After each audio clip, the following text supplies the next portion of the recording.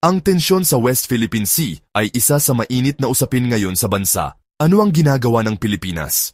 1. Diplomatikong pakikipag-ugnayan. Patuloy ang Pilipinas sa paghain ng protesta laban sa China at pakikipag-alyansa sa mga bansang tulad ng Estados Unidos, Japan at Australia upang mapalakas ang depensa. 2. Pagpapalakas ng sandatahang lakas.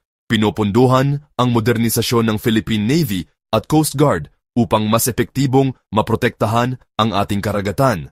3. Pagpapatuloy ng paglayag kahit may bantang agresyon mula sa China, nagpapatuloy ang Pilipinas sa resupply missions sa BRP Sierra Madre sa Ayungin Shoal at iba pang teritoryo sa WPS.